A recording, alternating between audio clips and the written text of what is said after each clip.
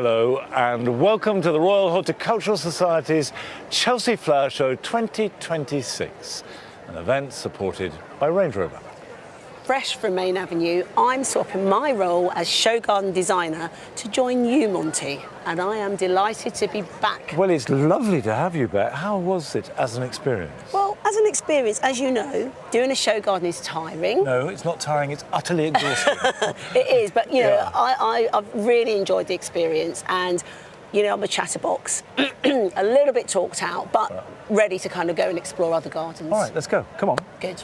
Let's crack on. Okay, so tonight we're focusing on a subject close to my heart, Monty, because not only are there many of the designers and exhibitors embracing creativity and innovation, but they are also encouraging us to do the same in our own gardens. Now, a really good example of that is the garden behind us, which is the Cleary Gottlieb Time for Creativity garden, designed by Christina Kopp. Now, the first really important part of this garden is that you take your phone out and you put it in this little tray so that you engage with the world directly rather than through the endless medium of a phone. And that opens up all kinds of possibilities. And what's great as well, Monty, this garden has brought the studio here in the centre of the garden, so I can come in, do some craft work, get the activity of using one's hands and brain in a different way. It's very beautifully made, although I have to say I would use it as a greenhouse because, of course, gardening is a craft. I know you would. And the planting changes. You've got Lysimachia Beaujolais, an old friend, these lovely soft colours, but everything here is handmade. And that is what we're enjoying. We want to be outside, getting off the screen and being in the moment. I think that's what people are forgetting, to truly be in the moment. Yeah, absolutely. Yeah, absolutely that. But this isn't the only space. It's packed with artistic influence. There's more. Come this way, Monty. Right, lead on.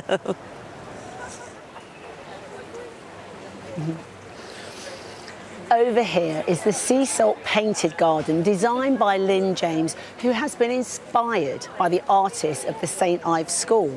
Now, for me, immediately leaping out from that is this sort of sub-Barbara Hepworth sculpture, made apparently from a fallen ash.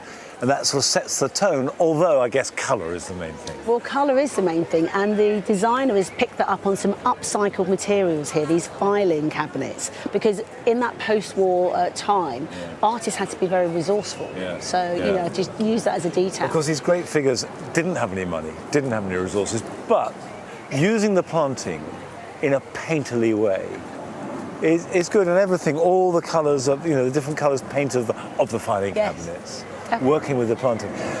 The other thing which I think this garden exemplifies is these are small spaces. You cannot do everything. Do one thing and do it well, and do it strongly.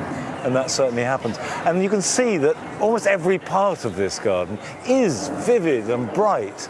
And it's just one example of how the palette of colours here at Chelsea is expanding, as Jamie has been discovering.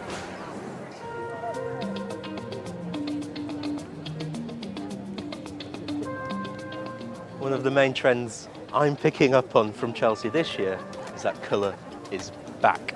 And no more so than in the Boodles garden, designed by Catherine MacDonald. This planting is bold, it's elegant, it's regal, it's royal, it's full. This garden is bursting with colour. When it comes to choosing what plants go into a show garden, a lot of thought goes into it. From where the plants would naturally grow, what plants would naturally grow together, what colours work well together, but then also what these colours represent.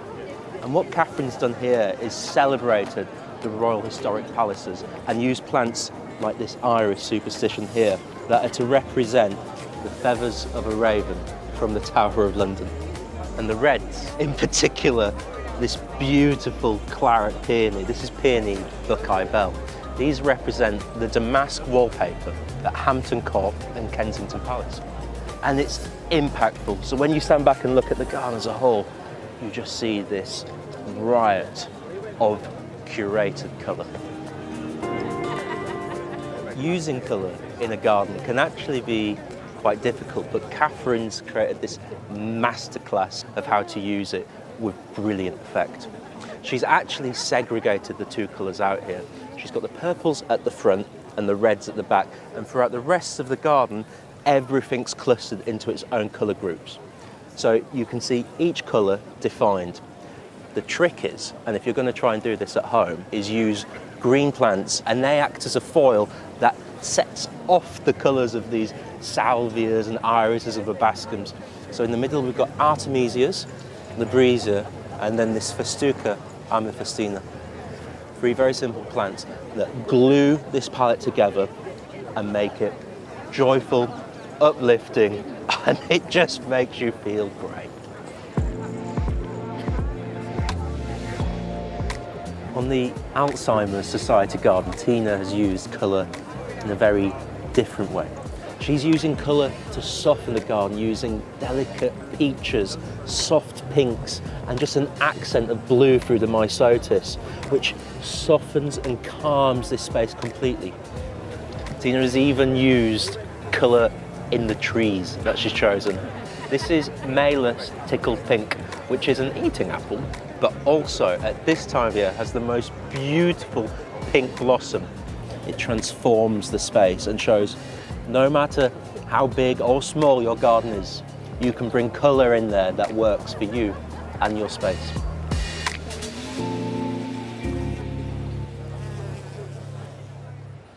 One of the most eye-catching designs here is the Project Giving Back Garden by James Basson.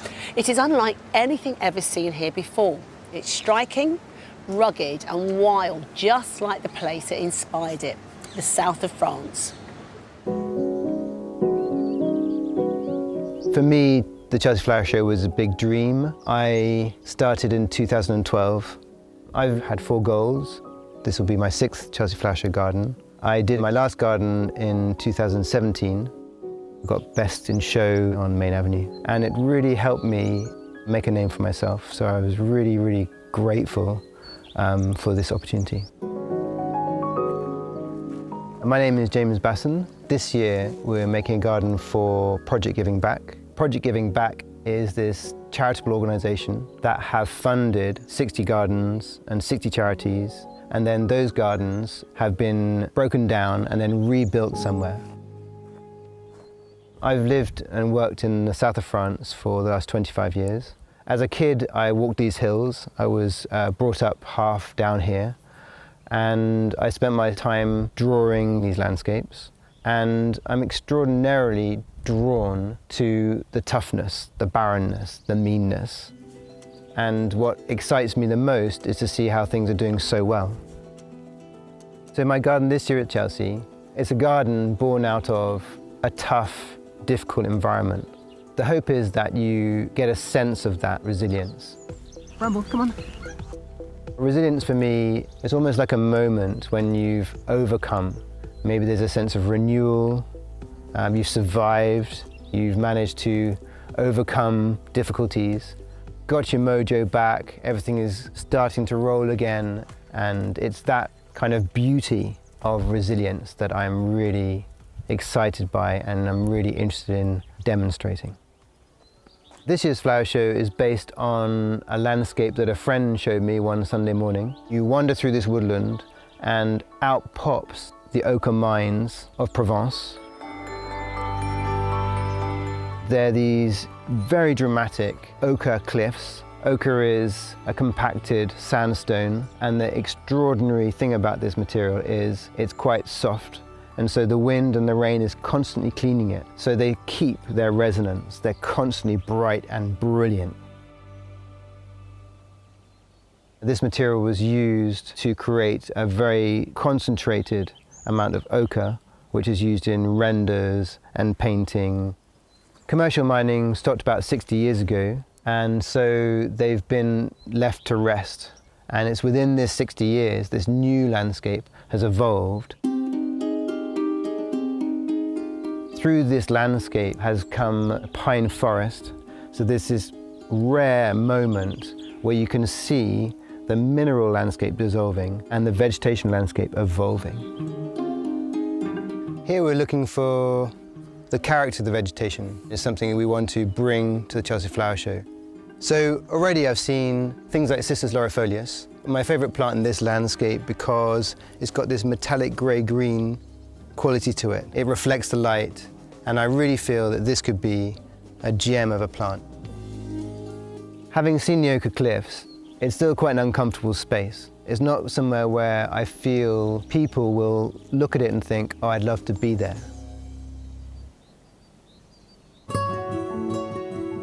So I'm going to a garden I designed 7 years ago to learn how to create something which is of a similar character.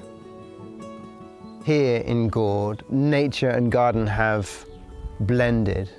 And so I really wanted to see how that's working, so we can just tune down the wildness, the messiness, to the point where people feel welcome into this garden. The particular challenge of this landscape is the fact that there's no soil. So the fact that this landscape is made of stone, it really gave us the chance to use gravel as the overall material. It runs under the plants, creating a kind of mulch, allowing our plants to self-seed well. So it's a real kind of methodology that we use to look at landscape and bring them into gardens. And this garden is a real proof for me that it's a method that works. And so by looking at the ochre mines, understanding how those plants are working, I'm pretty sure that we're going to make something that has a real authenticity, which I think will sing well at Chelsea. It's a vast amount of red rock that we're going to try and build in a week. This is the area of the garden which will be made of willow and poplar, and there'll be a small stream running through, and that gives us a real chance to show a different type of vegetation in this landscape. So we're using Pinus sylvestris, but there's also Pinus halepensis and Pinus pinasta. And of course thyme, scabious, plants that are going to give a little bit of a sparkle at the foot of the cliffs.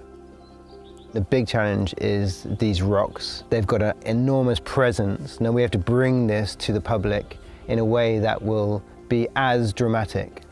Every time I come here, the thing that really inspires me is that this mineral landscape is disappearing and the vegetation is renewing the landscape. It's overcoming the potential hardships that happened here. There's this real sense of positivity that all this tough, hard mineral landscape will slowly disappear.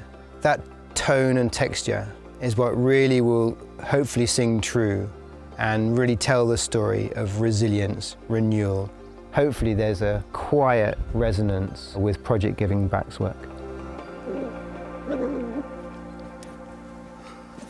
Did you get that? Well, here it is, the finished garden. And I think it's only fair to say that at this year's Chelsea, this has attracted more comment.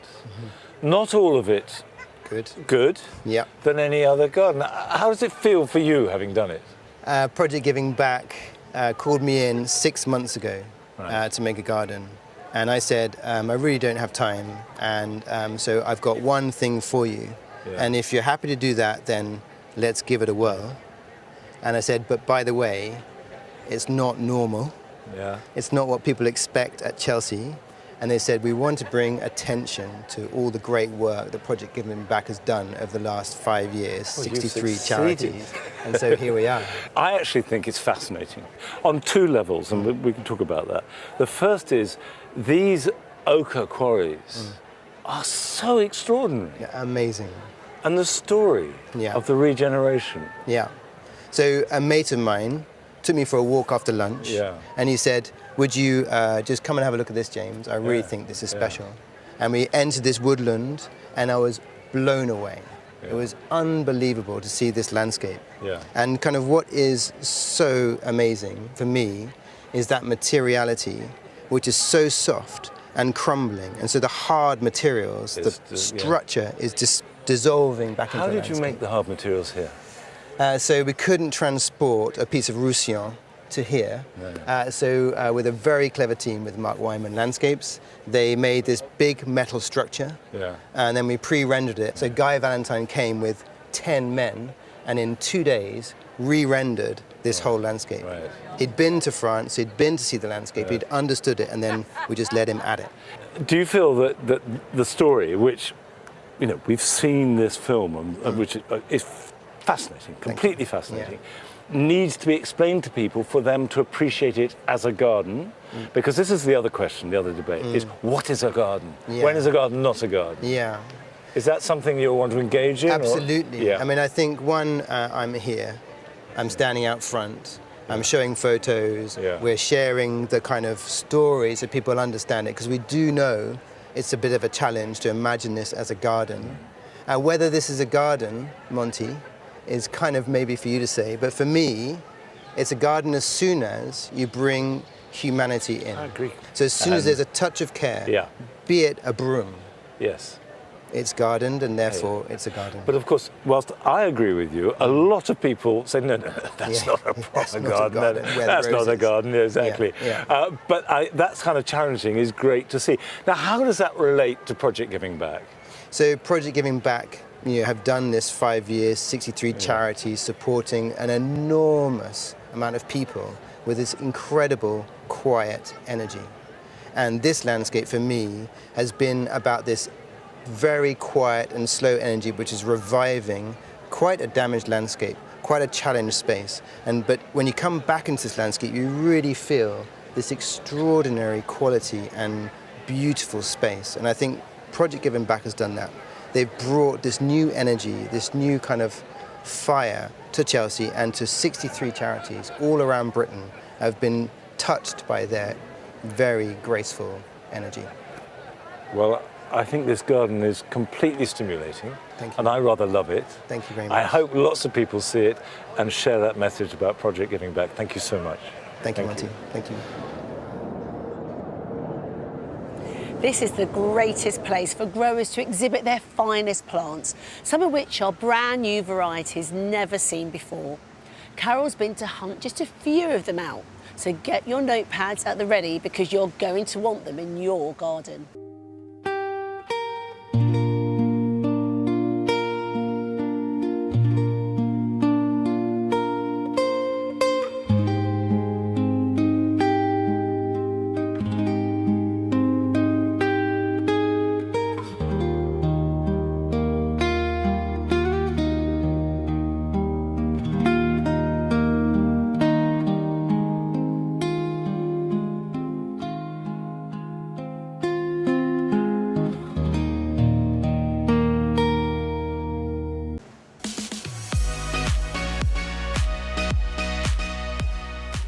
One of the most exciting aspects of coming to Chelsea is that we can see for ourselves brand new varieties that nobody's ever seen before.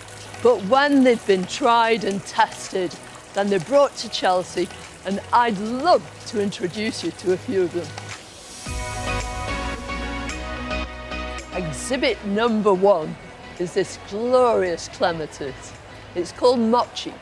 It was bred in Japan. What happens is thousands of seeds are sown. From those, some are selected, and the selection carries on until finally there are 2 or 3 left, and they're all tried and tested to make sure they're strong and robust. It starts off with its flowers completely single, at which stage it's really good for insects because it can be pollinated.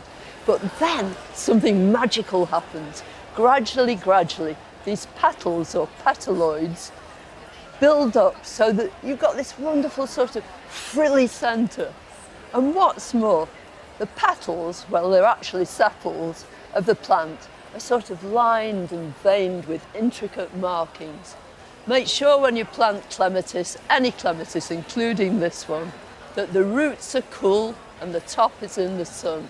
It'll reach about 2 meters high if you want it to, or you could let it scramble over a low shrub. And who wouldn't want to see these glorious single flowers that change gradually to being fully double in all its glory. Exhibit number 2 is this stupendous Streptocarpus here on Diddley's Stand. It's called Sirius, and it represents years and years of breeding and selection. But what's exceptional about it? It's got the most wonderful striations on its petals, and it's fully double. Just make sure that it's in a warm place, out of direct sunlight, and water it only when it needs it, and don't let it stand in water. Exhibit 3. This is Polemonium Violet Heart. And no breeding was involved in this. Mother Nature bred it. This was found as a seedling in a Norfolk garden. What's so different about it? Well, first of all, this has pale lilac petals and this deep violet centre, giving it its name. As far as looking after it, it's a true herbaceous perennial. Dig plenty of organic matter in when you put it in, water it when it really needs it, and mulch it really well. So 3 brand new introductions, as seen only at the Chelsea Flower Show. Now, one of the many wonderful things about this show is that for 1 week in May, the horticultural world comes together to share ideas, support one another, and really importantly, inspire the next generation of growers coming through. And one Chelsea icon who epitomises this more than most is RHS Vice President Jekka McVicker. And Francis has been to catch up with this phenomenal plant woman who, incidentally, grew many of the herbs for her curious garden.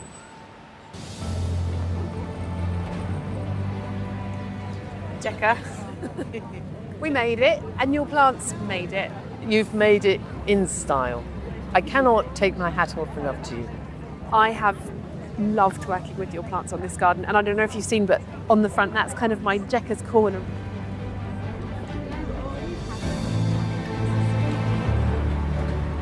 You have had an incredible career in horticulture, though, Jekka. I've had the most wonderful 40 plus years. I really have. It's not a career, it is a living. My mother is my main influence. I cannot actually say that she was a great gardener, but being a child of the 50s, we had to be sustainable, and I could chop up herbs before I could go to school and identify herbs, because she used them not just for cooking but for the children's well-being.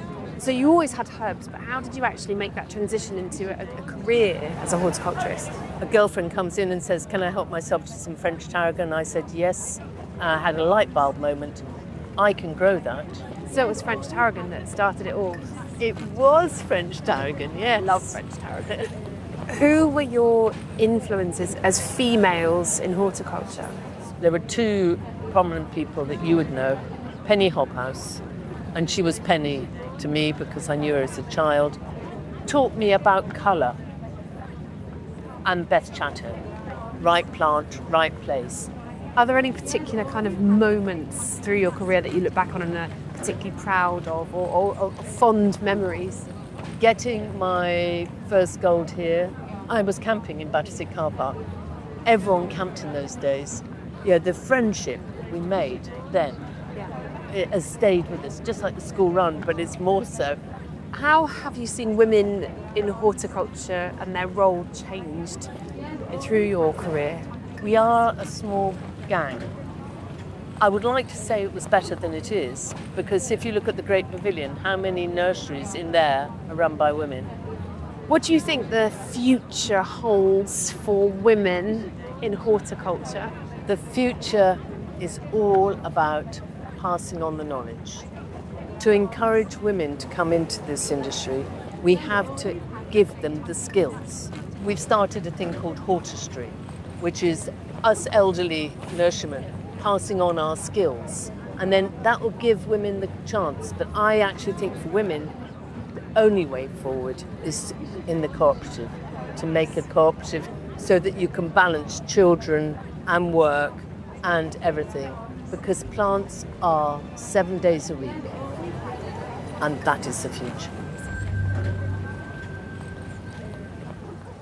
Amazing stuff. And did you know Jekka's actually won 62 RHS medals across her career, including 14 goals here at Chelsea, a true icon. And speaking of award-winning, it's time now to reveal who the RHS has chosen as the winner of the Best Small Show Garden 2026.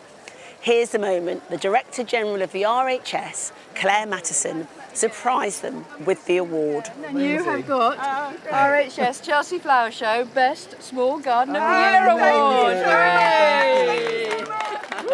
Taking a look at this garden, you wouldn't really know that it's been inspired by London, but that's what's really clever about it. Take a look at the back wall. It's actually oystercrete, and that's referencing the oyster trade that used to be prevalent in our city. And then there's things like using Portland stone and this lovely verdigris copper, which we'd find in the sort of financial district of London.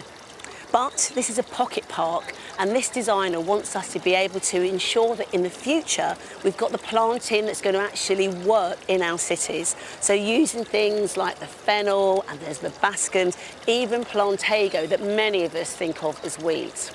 But the one thing that I really like is that under our city there's all of these hidden rivers, about 20 of them, that have been re-diverted, and the designer has cleverly used a water feature to depict that. Hello, Joe. Hi there. I know Laura's had to go home, so you know, obviously this is a big congratulations to her, because this is your 3rd gold and your 3rd best in category. So I've got to give congratulations straight away. Yeah, we're really super proud. It's, as you know, it's a lot of work. So yeah, we're really pleased to have got to this point, definitely. No, you've done so well. Now, what I really have enjoyed about this garden is how you've drawn those references of London into the garden. I mean, tell me, how did you both work together to do that? I think we both have different sort of disciplines within the design industry, and we've sort of come together, and we've just found that it works. We work really well together as a couple, and you know, I think we know our remits, and we try not to tread on each other's toes too much as well. Exactly, it is a lot of hard work. So if we think about the future, when you've done a lot of show gardens here now in your small category, do you think you're going to upgrade and go on to Main Avenue? I think, yeah, I would hope so. In the not too distant future, that would definitely be, I don't want to say a lot of fun, because as you know, it's not always fun. But yeah, we have the ambition, I think, to do that soon. Well, I really hope that we're going to see both of you again here at Chelsea on Main Avenue. Thank you. Now, this is an exhibit I don't think you'd normally expect to find here in the Great Pavilion. It's by the Chelsea Physic Garden Florilegium Society, a group of artists that document botanical specimens growing in the Chelsea Physic Garden with drawing and painting. Now, this is in the tradition of botanic painting. And the whole point of that was it documented the plants before photography. We've only photographed them successfully for about the last 150 years. So for centuries, people painted and drew plants to record them, to know what they actually look like, and they became the definitive version. So if you found a plant, you wanted to know what it was, you looked at these paintings. So they have a purpose, they're an illustration, but in the process, they've become this exquisite, jewel-like art form. And I have to say, I just think they're a joy. Oh, you're here. I am, isn't it, on these wonderful? Oh, amazing, so lovely, love them. Absolutely wonderful. Now, still to come tonight on the RHS Chelsea Flower Show 2026, an event supported by Range Rover. Rachel reveals the winner of the coveted title of RHS Chelsea Florist of the Year. Adam is back to show you ingenious ways to upgrade the ordinary materials in your garden to transform every corner into a considered piece of design. And I will be talking to the Dragon's Den star, Deborah Meaden, about what she enjoys most about her garden and her lifelong commitment to promoting sustainability. But first, early this morning, Monty and I took a stroll down Serpentine Way to see how some of the balcony garden designers have found solutions to the challenge that many of us face, especially in urban areas, a lack of space. This is a little garden of shared knowledge designed by Katerina Kantalis. And the idea is to have a garden where children can learn about plants. And looking everywhere, the height is for little hands. Perfect. Look at these hands. They'll be able to get in here and all these edibles, and they'll be like that, won't they? I mean, well, I know my grandchildren forever putting things in their mouth. Hopefully the right things from doing it. But it's full of interesting things. Although there is also that one incredible design tip, which works, but people always get wrong. If you've got a small space, put something big in it. Yeah. Makes it seem bigger. And that central piece holds all these little bits and pieces together. Well, it's so important because it's only 5 by 2 metres. And the thing is also, Monty, this won Best Balcony and Container. And I can see why. I know, it's lovely. Attention to detail. It's lovely.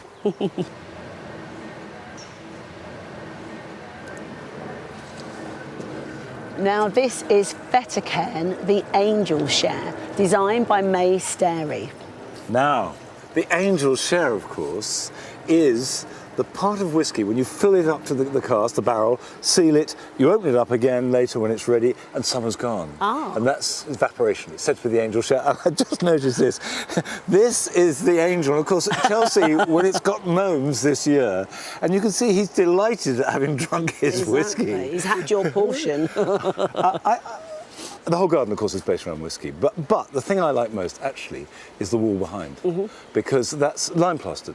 Yep. And it means it's changing. As it gets wet, it's changing colour. And in Chelsea, which is obsessed by fixing things, nice to have something that cannot be fixed. No, well, I agree on the colour, but I like how it's been framed by the copper piping. You've got this lovely frame here. And, of course, all the colours in the planting are reflective of these warm tones of the whiskey. And we are standing on a resin cork floor. Bit different. Good. There's a sense of playfulness about this. I like that. And him, he likes it. Yeah, well, he likes it. He's obviously it. had a very happy time. And this is the Tales from the Riverbank Garden. It's designed by Susie Kennedy and Kate Henning, and I believe it's Kate that lives on a houseboat. It is, and I think you can see how she's brought the whole charm of that onto this space. It's absolutely delightful. Well, I was talking to them earlier, and they were telling me how they've reused everything from their homes. They've made things, scaffolding planks for the walls and the floors. And that kind of creative energy and sort of zest come through, doesn't it? Well, it's so important, you know, to have your personality in a garden. But look up, though, Monty, because very clever use of having that upper balcony. I was walking by here on Sunday, and immediately I thought, yeah, that's good. Yeah, that's really good. One little tiny detail is that I really like to see this contorted hazel. It's one of my favourite little shrubs. It's great. Very good. While these gardens make the most of small spaces outside, over in the Great Pavilion, Rachel has been exploring cutting-edge design for inside the home as she looks at the floral creations of those competing to be named RHS Chelsea Florist of the Year.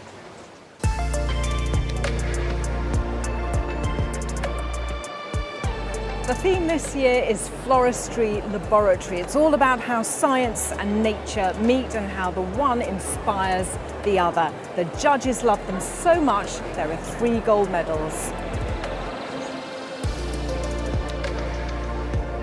Vanessa, how do you feel about being a gold medal winner? It's amazing. I genuinely hadn't thought about that part of it. You get so swept up in the process that when I arrived yesterday morning and saw that card there, I was just... There was people already here that knew me, that had seen it before me, so to have that reaction with them was really, really lovely.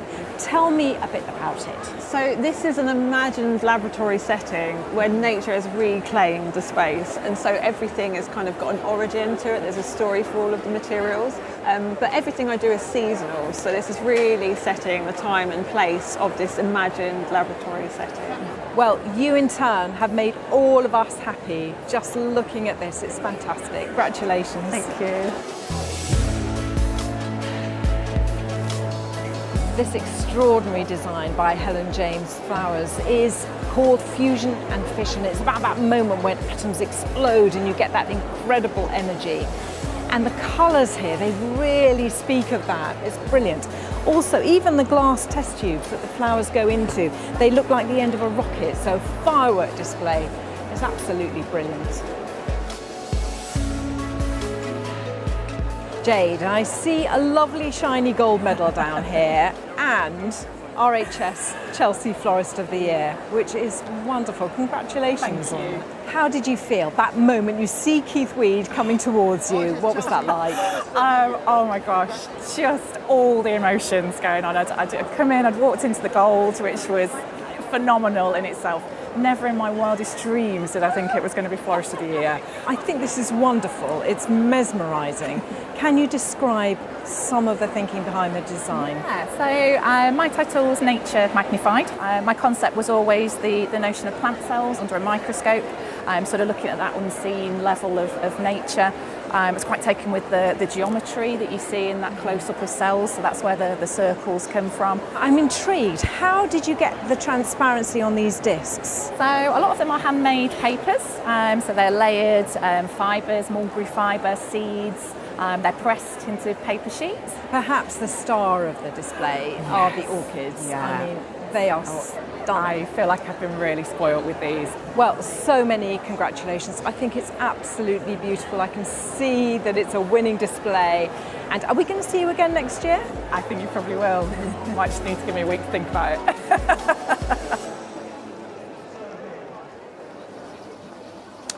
Now, my next guest is a huge advocate of the benefits of engaging with the great outdoors. In fact, as a busy businesswoman, she ensures that she starts every day by taking a stroll through her garden in Somerset in her bare feet to be grounded with the earth.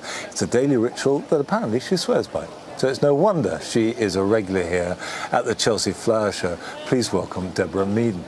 Deborah, brilliant that you walk in bare feet. Does that mean we should all be walking in bare feet in our gardens? I think we should touch the earth a little bit more often. You know, it makes a big difference to me. Like you say, busy life. But to start the day, and it isn't just about being barefoot in the garden, it's about being still. You know, when we live in this world, this fast-moving world, you know, it's quite nice just take a moment to hear the birds, pay attention to what's going around you and have your feet in the grass. Tell me a little bit about your garden. In Somerset, you say? Yes. Describe it to me. So it was a farm. So when we bought it, it really didn't have a garden. 26 acres and the house is in the middle of it. And the best way to describe it is it's very wild at the edges. So we're really keen on letting wildlife in. We've got otter, aren't we lucky? Yeah. So we've got lots of wildlife, lots of birds. But as you get closer to the house, it starts becoming more cultivated, you know, so around the house, and particularly the area is quite wet, so around the house we have a lot of paving, so that when I want to walk when it's actually raining, I actually get to walk on the paving. And you walk in the rain? Oh, well, any day. Ice, snow, rain. And I mean, people don't, rightly or wrongly, associate extremely successful business people with gardening. I mean, they seem to be counterindicative. Is that either fair or true? I mean, should business people be gardening, and should gardeners be business people? No, so should business people be gardening? Yeah. Absolutely. I've met a lot of business people I think would benefit a lot from doing gardening. Right. I'm better. How? Why? Well, I know I am better. So in this busy world where you do have to have an organised mind, you know, I know I've got a lot going on. I think to start your day well is very, very important, and just to make sure you kind of reset. And that's what gardening does for me. The other thing I would say about gardening is that in business, people can get very impatient and very anxious. I can shout at those plants as much as I like. They are not growing any faster. So it teaches patience and resilience and long-termism. No, I think gardening is a brilliant thing for business. So you come here to Chelsea regularly with your shoes on, I have to say, very nice shoes too. Flat shoes, though. Yeah, but what is it that you get from Chelsea and are looking for? Well, it's very annoying for Phil. So Phil looks after, it's my head gardener. And what I do, I come back from Chelsea with lots of new ideas. So the garden is all going to change, obviously. Right. And then Phil waits for 2 weeks. And if I'm still going on about it, then he does it. Right. And if I've just forgotten it, because of course there's just so many amazing gardens, you know, but I do look for new plants. Right. You know, and new planting, because what can happen, certainly in our garden, we have a holding bed, and we tend to get more of the same. So we're constantly cultivating the same plants, and it's very nice to come and see a slightly different thing. And I think actually I could use that in that spot in the garden. And I know that sustainability is very important to you. and that you've been involved with those awards. Tell me about that. So I like to tell everybody I'm a judge at Chelsea Flower Show, but I have to clarify that. So it's for sustainable businesses. So sustainable lifestyle product of the year, sustainable business of the year, and that's what I've been doing this morning. And it's fantastic to see. The thing I say is that if you love your garden, you've got a better chance of understanding what's happening in the world and what's happening in nature, and seeing businesses that are deeply, deeply tackling sustainability. So not on a shallow level, but, you know, the winner of the Sustainable Product of the Year, which I presented this morning, it's a wooden planter, beautiful wooden planter, but it's made from recycled wood and it's made to last, and it doesn't have any of the nasties impregnated in it. You know, so, and Silic, which is a tea that you make from wildflower, organic wildflower meadows, you know, and that's, again, it's not just about the tea, it's about the insects that will be helping, you know. So I love seeing the depth at which sustainability is now reaching into businesses. Well, I think it's a very noble enterprise. Enjoy the rest of Chelsea. I hope you have time just not to judge, not to rest, but to find your new plants. And thank you very much for talking to me. Thank you. I've thoroughly enjoyed it. Thank you. Next, former doctors David and Gal Shills have made their return to RHS Chelsea after a 7-year break, hoping to bring something very special to the Great Pavilion, creating not one, but 4. It's so lovely to see the exhibit made it. It looks fantastic. Are you pleased? Yes, we're delighted. And how was it, the journey down? Was it really... Cold. Gal had her gloves on and thermal leggings. But I don't feel the cold so much. Oh. But it kept the auriculas looking fine. Well, they do look amazing. And what medal did you get as a result? We got a gold. Oh, that's fantastic. But which ones of these then have become your favourites, or that some of the visitors have liked? At the moment, my favourite is Ice Cap, which just opens, it's a double, it opens cream and goes bluer and bluer and bluer as it matures. And have you got a favourite as well, I think David? my favourites are the edged auriculas, which are the hardest to grow. So, for example, Star Wars #1 and Grey Lag, which are not so easy to grow as the others, so I wouldn't recommend those for starters. But the beauty of those is the detail on the flower is caused by what they call farina, or flower, which creates a slight dusting on the petals. And if it rains on it, that all gets washed off. Oh. So you lose the definition of the flower completely. So we've been hand watering all the auriculas for quite a few weeks now, so we don't damage the flowers. Oh, I see. Well, there's obviously so much love in these. I can tell that, and I'm so thrilled for you to have a gold medal, and I really hope we're going to see you back here again. Thank you. Thank you. Plant breeding has been an essential component of gardening, certainly in Britain, for at least the last 200 years and longer. And essentially, you are taking 2 natural plants as found in the wild and crossing them to get their best characteristics. And this is a good example. This is an antirrhinum, a snapdragon, called Shiryu Kiss, a new introduction that claims, and I'm sure it is, to be more floriferous, hardier, to have better foliage colour, better resistance to pests and disease, therefore ticking all the boxes that gardeners want from this plant. So what I thought I'd do is go and talk to a couple of breeders and see what that involves.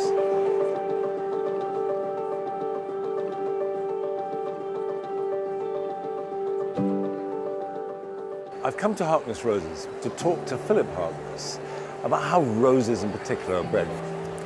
For those that have no idea how a new rose is created, can you just briefly run us through that?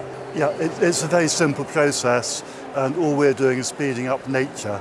We have a flower which we take the male parts away, which is the pollen. We then select the pollen from another rose, and with a paintbrush we pick up the pollen and we apply it to the female. We're looking for health, we're looking for plant habit, we're looking for perfume, colour, something that doesn't fade badly, all the characteristics that make the rose one of the most beautiful garden plants. Have some roses had a sort of more troublesome development? In 1994, we stopped using any fungicides to prevent disease in our trials. We were the second nursery, I think, internationally to do that. We want to see the disease. When we're testing and trialling them, we give them a tough time. It sounds counterintuitive to want to see the problems of the rose, doesn't it? Yes, but if I have all the problems and you don't, we're both happy. Now, the Duke of Edinburgh rose features strongly this year. What were the characteristics? The Youth Without Limits rose, it loves sunshine. It has pink shades and amber shades, and the more sunshine it gets, the more the colour changes, and as the flower ages it goes pinker and pinker, and it's just magical the way the colours can change. It's one of the beauties of nature. I've come to Siena Hosta to chat to Chris Potts about the huge diversity of hostas. Chris, just to start with, how many different hostas do you have in all here at the nursery?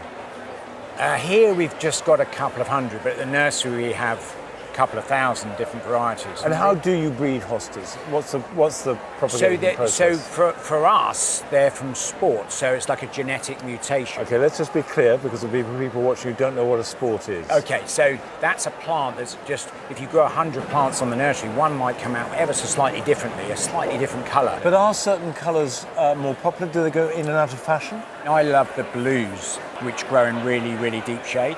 And the deeper the shade you give a blue hosta, the stronger that blue will be. You see, that's a really good bit of advice for people. And a lot of the blue hostas, people put them in sunshine, then they go green. So, and then you put them back in the shade properly, and then they go back to their full blue. So these 2,000 different hostas you have are the result of hundreds of thousands of permutations. Sure, absolutely. And what I find really interesting is at the shows, people come and show us pictures of their collections at home. And you're looking at a plant and they're asking you to identify it.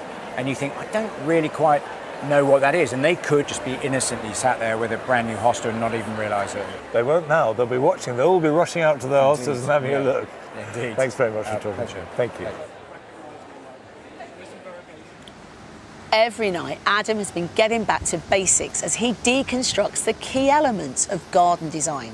Tonight, he's showing us how to elevate humble materials so that every part of your garden, from the walls to the floor, make a real statement.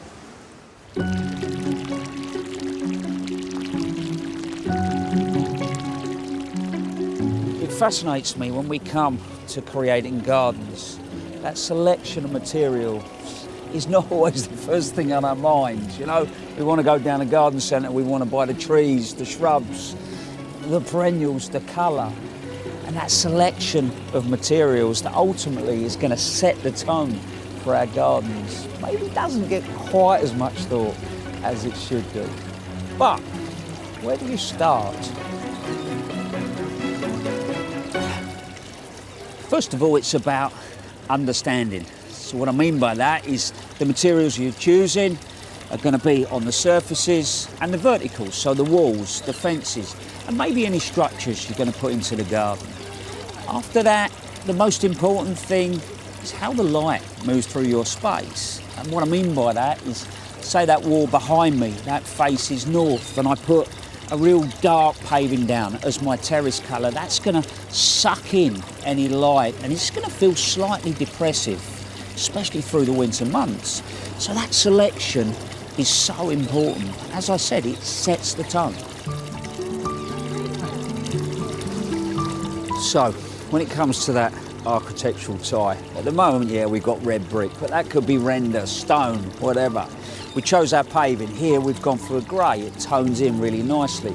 How do we then repeat? Well, maybe a brick edge around that terrace and then a brick path, maybe a brick wall. So ultimately, all we're trying to do is just glue the garden together, you know, and then it just feels good.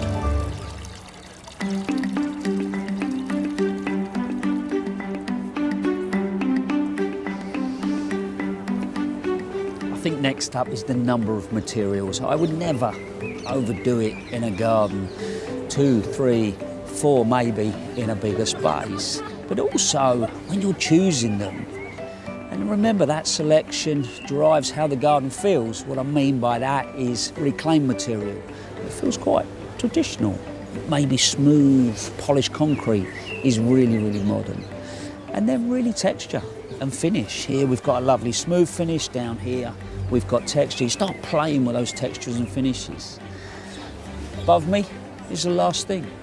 If I was adding a structure like this in the garden, I wouldn't do it in isolation. You know, maybe the arbour sits down the bottom of the garden. So maybe I'll have a nice steel arch just on the way down. So really it's not necessarily about the materials you choose, it's how you put them together.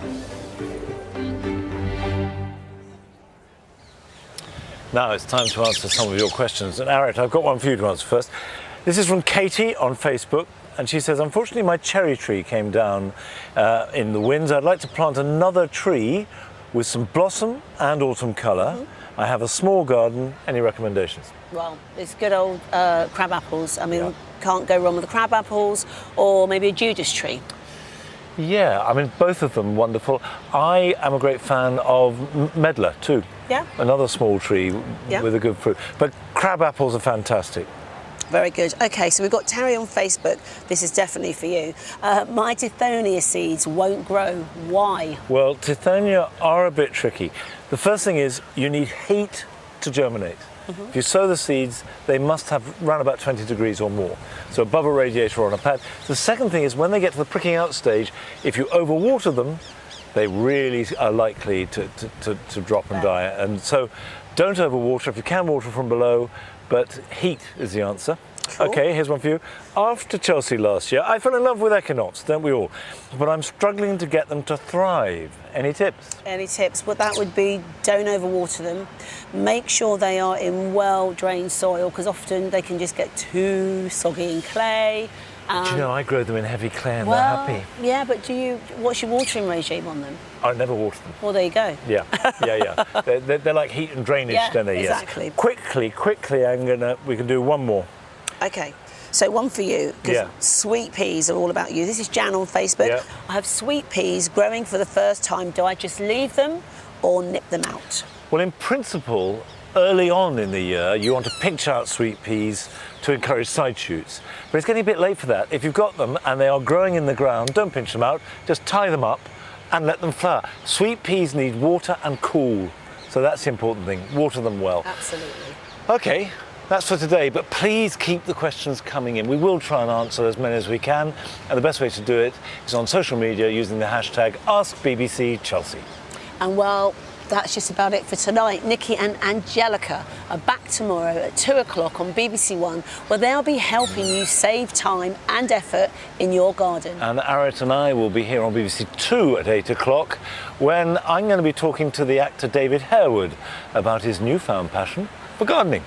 And we'll be celebrating the huge variety of heritage craft on display here at Chelsea. Until then, good night. Bye-bye.